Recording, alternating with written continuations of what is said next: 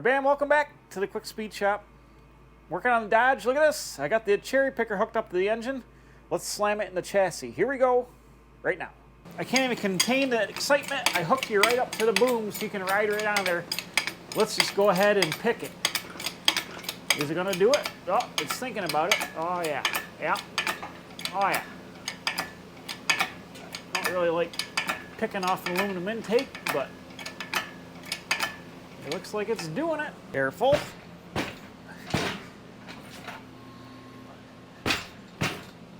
How are we looking? Gotta go up a couple more clicks.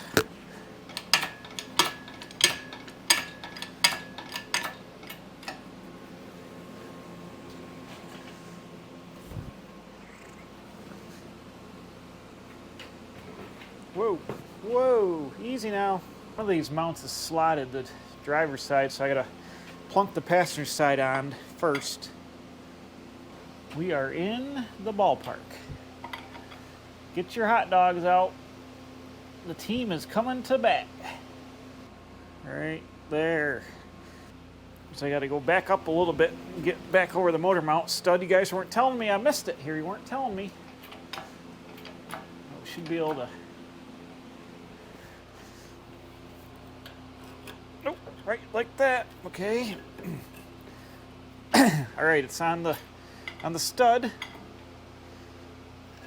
Oh, bam! Installed. You can't see it over here, but I'm hitting the frame rail with my headers. You didn't tell me that was gonna happen. Come on now, man. Nuts. Look.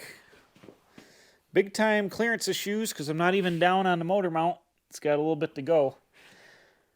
Well, ain't that a how do you do? I mean, these are LA block hugger headers. It didn't say that they fit a Dodge truck. They're for a car application. But now what are we gonna do? Two options. I notch the frame around the headers and then I reinforce it, weld something up here just to reinforce it, or I bashed the tube of the headers because on Engine Masters they did a test. They pretty much bashed headers, you know, way more than halfway, and it didn't restrict the horsepower at all. But do I really want to bash my brand new stainless steel headers? I don't know. Don't worry, I'm a professional. David Freiberger said it's okay to do this. I saw Engine Masters.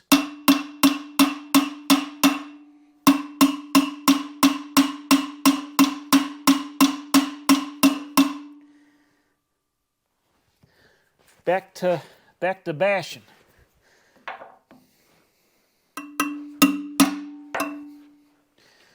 Really want to hit the frame.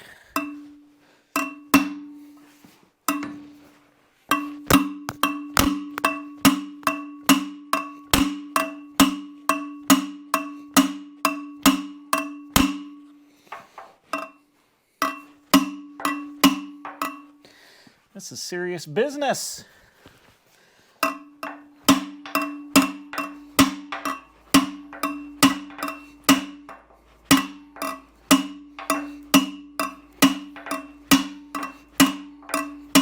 It's the header bash.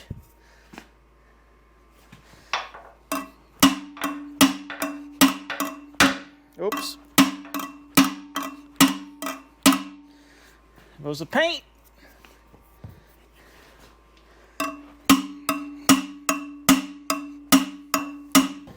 Well, clearance action. Okay, let's set her back down and see if that made any difference. Ay, ay, ay. I mean, I just can't believe it, but I got to. I'm looking right at it.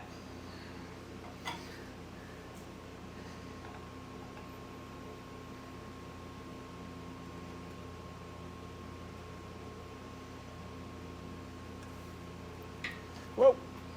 Easy.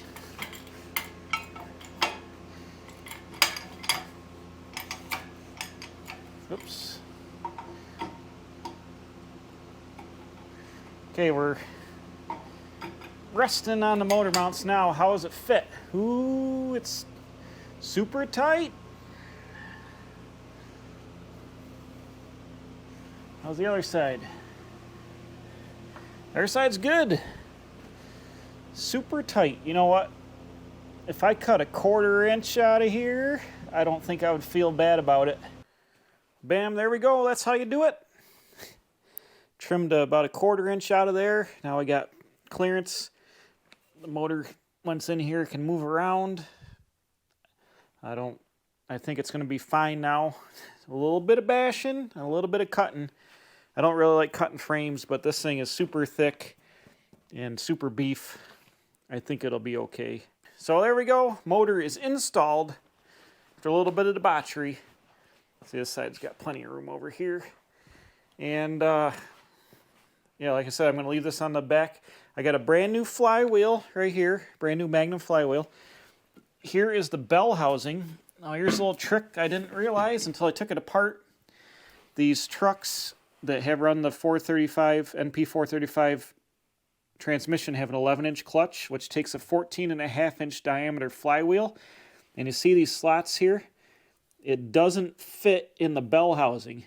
The way I had to take this apart, if you saw the disassembly video, was I had to go through the hole in the bell housing, take the clutch off, pull it out the bottom, then take the flywheel off and pull it out the bottom because it sits up in this groove here. But I think, see where the teeth hit it? Because I tried pulling it off. I didn't realize at first. This is pretty beefy here, and I'm going to take my grinder and I'm going to grind this back about an 1/8 inch or 1/4 inch maybe. Give it some clearance because I could almost get it off the dowel pins where they go in here on the back of the engine. I'll show you. These dowel pins, I could almost pull the bell housing off. I could actually get it off one side.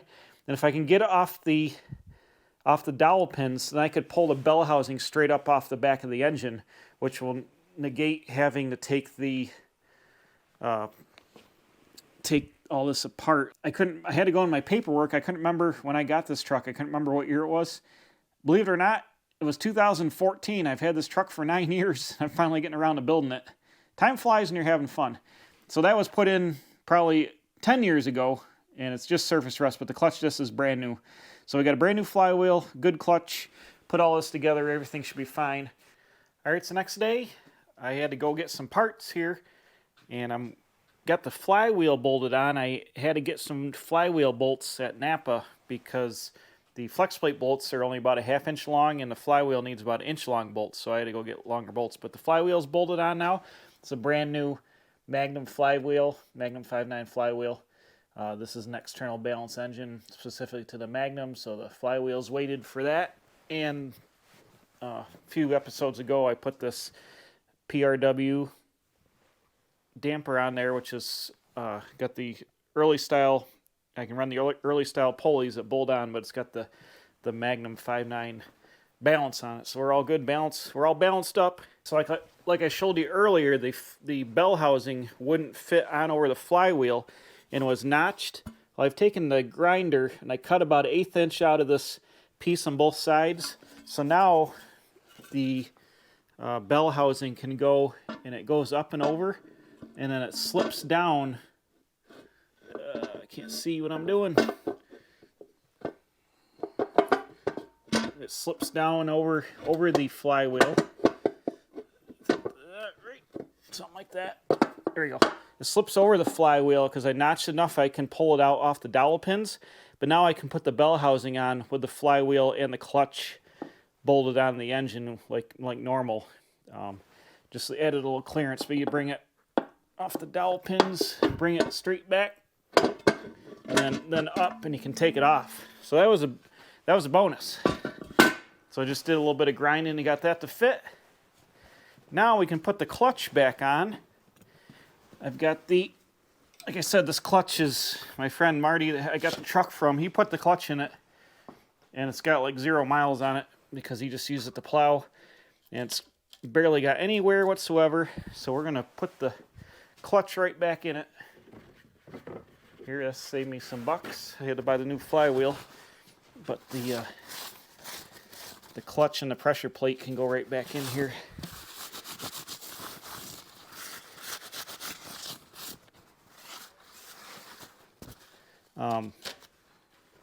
What was I going to say? Oh, I had to put a pilot bearing in the engine. It's a roller bearing, and it's for the Magnum. it just tapped right in the crank, so that's installed. It's bottomed out in the crank. And I also tried it on the transmission input shaft. It slipped on over there. That's going to be fine. So let me get a clutch installation tool here. So this is like a professional tool. I got to find the right size end section that's going to go into the pilot bearing. I bet it's going to be like this one. Ooh, maybe? Yes. All right, and then this guy threads into here.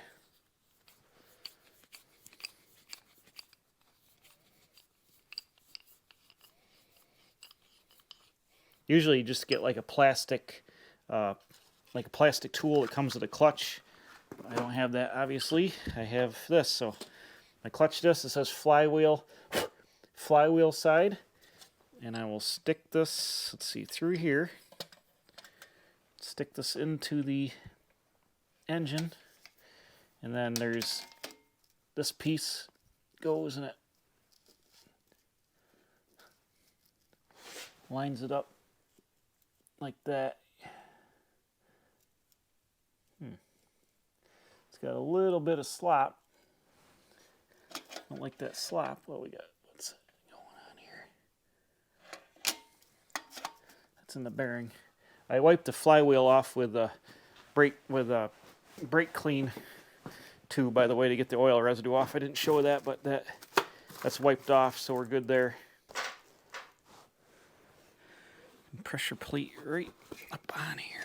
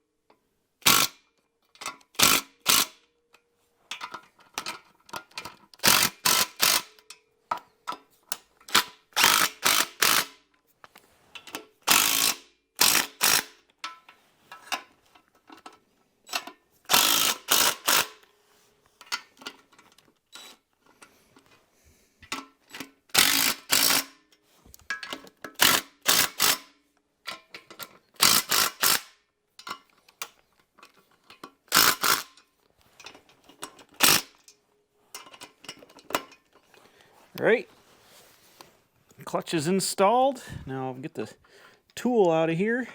Yep, just like that. Bam. Now I can bolt the belt. Actually, I got to torque the pressure plate down.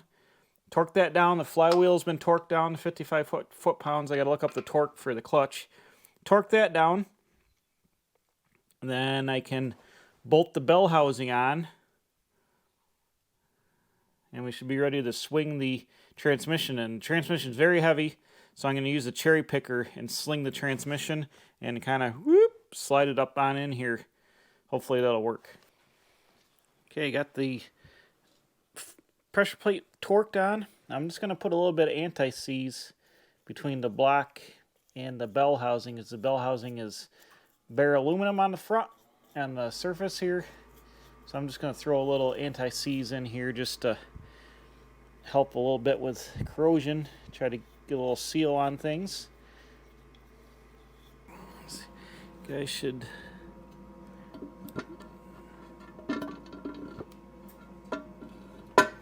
drop right on here.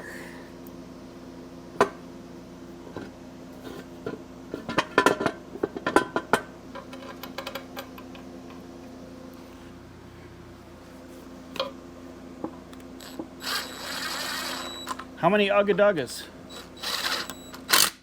That many.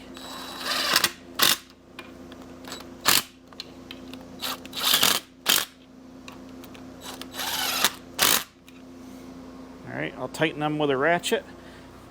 But you can see I cleaned this up pretty good. I'm actually going to paint it turquoise once I get the transmission in. I'm going to clean it. The transmission is still dirty, so I'm going to clean all that up. Actually, shoot, I gotta take the oil filter out to put this last mold in on this side. And that side.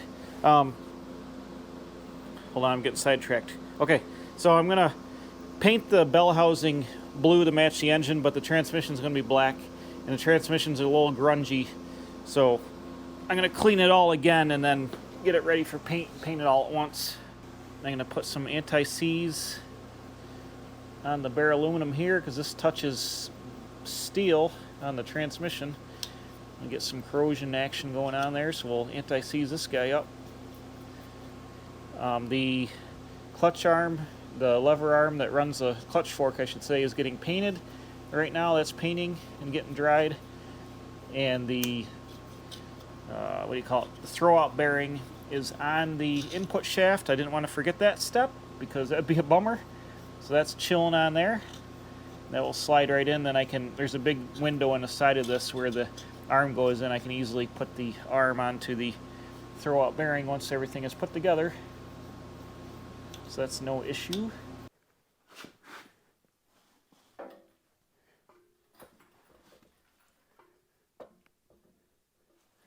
Ooh, something's happening.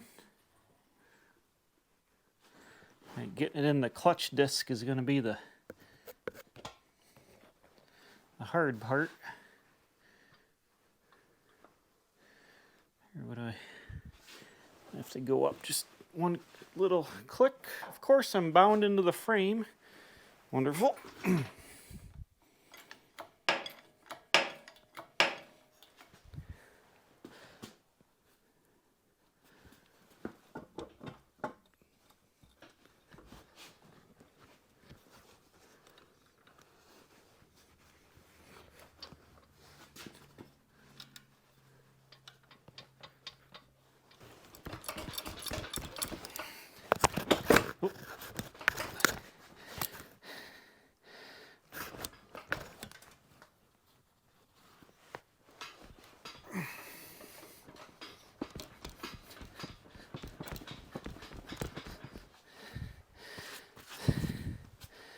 Obviously, the input shaft bush bearing is a tight fit. I can't see.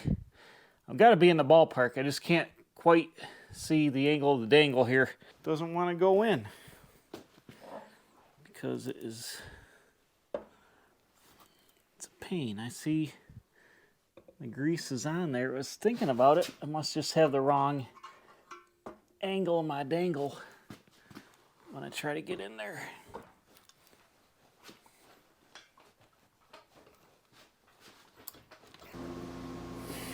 It looks like the clutch disc might be just a little bit high. That tool had a little bit of play in it. What I could do is loosen up the pressure plate bolts, put a little bit of play in the clutch disc so the clutch disc could slide around a little bit and try to slide it in that way. All right, I loosened up the pressure plate and I got the clutch in there, the disc in there, and it's held in with friction, but it's easily movable. So I'm hoping that it will want to, if it's off just a little bit, it'll want to, come on now. It'll want to kind of go where it's got to go. So let's try this again. I hope that it'll go this time. Oh, look at that. Bam, got it. Got it. Woo! Yes. So I'm talking about. Take that. I shoved it up in there. That's what she said. That's what I'm talking about. What a struggle.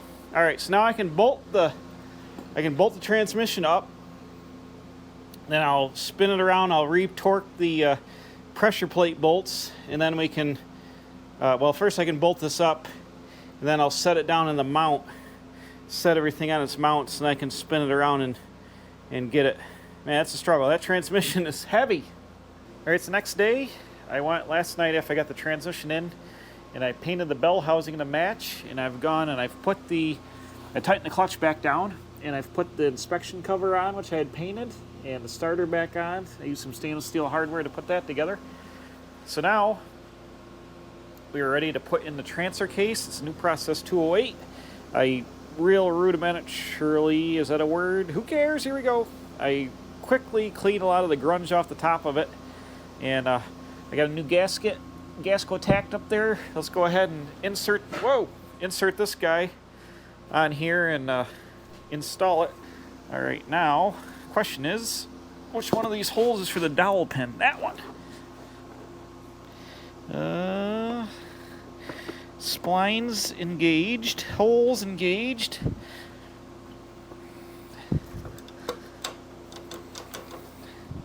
Hoop, hoop.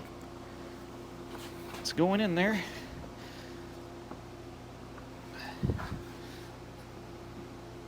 Come on now. Oh, oh, oh. Ah, ow. I just put the shifter back in so the action in the that's the dowel pin. The action in the transmission wouldn't get tumbled somehow out of whack, because it goes down in pins between all the gates and stuff. So I didn't want it to get loose, so that's why that's installed temporarily. Oh shoot! I wanted to put anti-seize on these. Got ahead of my skis here. This is what happens. You take two trucks apart and scatter them to the wind. Sometimes you lose everything.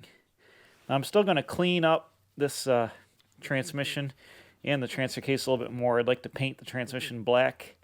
The transfer case, I think, just was bare aluminum. I might want to paint that too, just to keep the corrosion factor at a minimum. I didn't prepare. I didn't bring any tools to tighten this down with. First day on the job.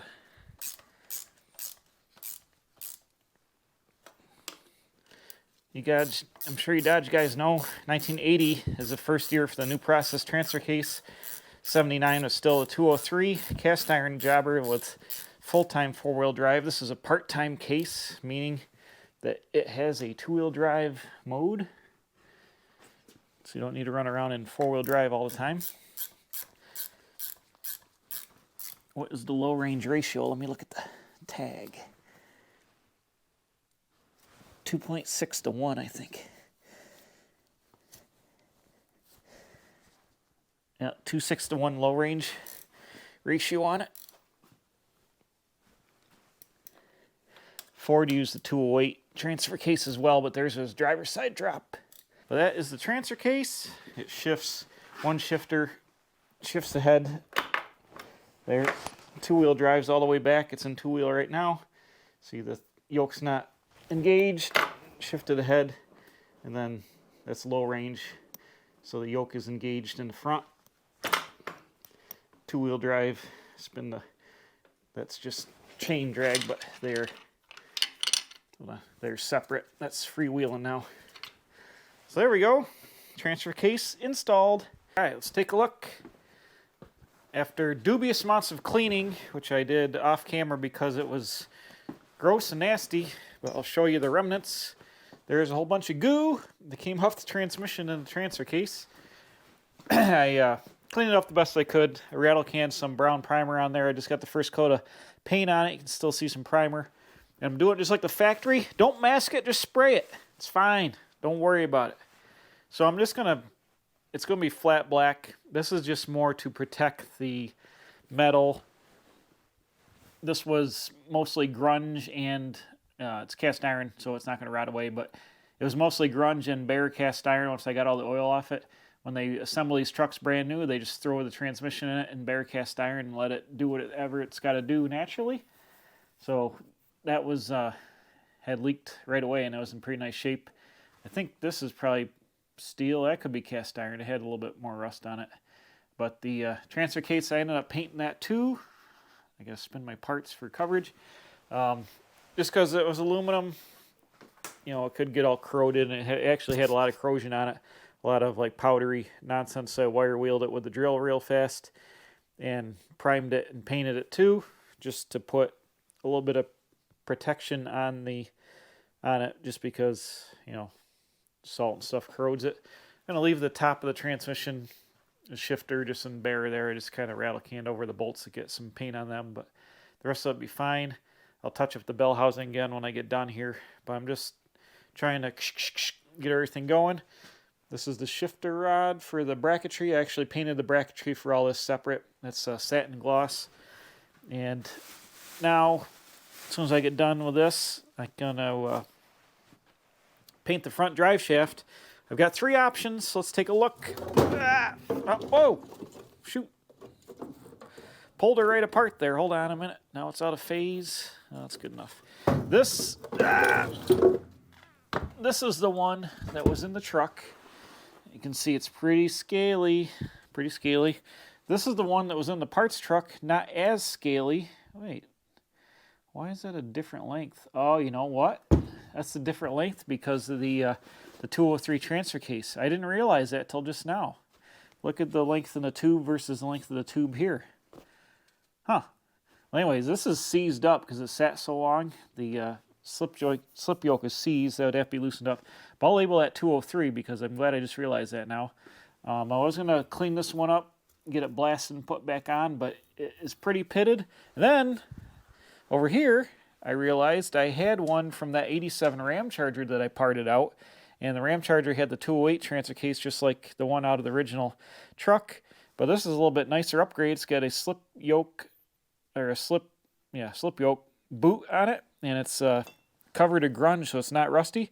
So I'm going to clean this guy up and use this one out of the 87 Ram Charger that I parted out 7 or 8 years ago. So what do I say? I haven't said it in a while, but I'm going to say it right now. Why trash it when you can stash it? I stashed this thing 7 or 8 years ago, and bam, coming in handy now. Perfect. That's why you always save everything no matter what it is. That's a tip from the Quick Speed Shop. All right, just to finish up here, let me show you what I did. I put the front drive shaft on. It's the one out of the Ram Charger I just showed you. And it's super... The previous video, when I put the suspension together, it came with a shim for the front axle. You're supposed to roll the pinion ahead a little bit. See how close the drive shaft is to the yoke? It's not binding, and I jacked the front of the truck up on the driver's side quite a ways to get it to drop here, and it didn't bind. What I'm going to do is take the die grinder, and I'm just going to put a little bit of clearance in the inside of this yoke. See how far the bottom is open here. And I'm just going to clearance it just a little bit so in case on max articulation it doesn't rub. Like I said in the previous video, this is just getting in the weeds here. The caster is almost 0 on this. When you put the shims in, they roll a pinion up, it makes it almost positive caster. And that's when you get handling issues like death wobbles and the thing not returning to the center. So I didn't want to put the shims in that came with the kit. That's the cheap way of them making it so the drive shaft doesn't rub. But I'm going to take the die grinder and just open this up a little bit. This is plenty strong enough. This truck's not getting wheeled hard with big tires. I'll just put a little bit of clearance in this yoke here. It doesn't need much, so that can't rub. And also the thing, when they put the lift in, it pulls I'll show you. It pulls the slip yoke out a ways. That's the seized up one. It pulls the slip yoke out. See, it's so far here. And see how it gets a little bit loose? It's got more play. The more you go down the way, you get more play. So obviously where you can see the rust was, that's where it was on the stock suspension. Now it's pulled out to about here, which is still okay, I guess. But I would think if you made a spacer and spaced off the transfer case and moved the drive shaft ahead like half an inch, that would help. I don't know what they do with the 6-inch lifts because it's got to be, they got to make some kind of alignment for the drive shaft, or you lengthen it or something, because I think it would pull right out. But that's getting off in the weeds. This is all set here. I filled the transmission back up with brand new 80/90 weight gear oil, and the new process, usually these get automatic transmission fluid in them in 1982 and up. That's what all the service bulletins call for. But the 80 and 81 new process 208s, they ran straight 30 weight, or sometimes depending on what vehicle you had, 1030 or straight 30 weight motor oil in them. So I put straight 38 motor oil back in this because it's the 1980 transfer case. And when I drained it out, when I had it apart, it had motor oil in it. So I think it would probably work fine on ATF, but I didn't want to switch it and have an issue and not, I just put it back to straight 30 weight oil, which is fine. So that's all filled up. I put new 80/90 gear oil into the rear end. That's all filled up. So all my fluids are capacitized to kirk where they gotta be. The 208's got a single lever shifter here. So right now it's in 2-wheel drive, and you pull it back into 4 high, and then it's not gonna go all the way. That's like 4 low there. But that's the shifter, just bolts on there, so that's good. It's got a little adjustment deal here, which I put some anti-seize on. But we're good there, and everything is good. So that's it. Let me cut to the outro. Next video, I think we're going to be gluing the roof skin onto the cabs. So that's it. Thanks for watching. Don't forget to leave a like down here. Hit the subscribe button if you hadn't. It's over in the corner somewhere. There, or whatever. I don't know. Go ahead and do that. We'll see you again. Bam. Next time, here at the Quick Speed Shop. I'm a professional. Don't try this at home.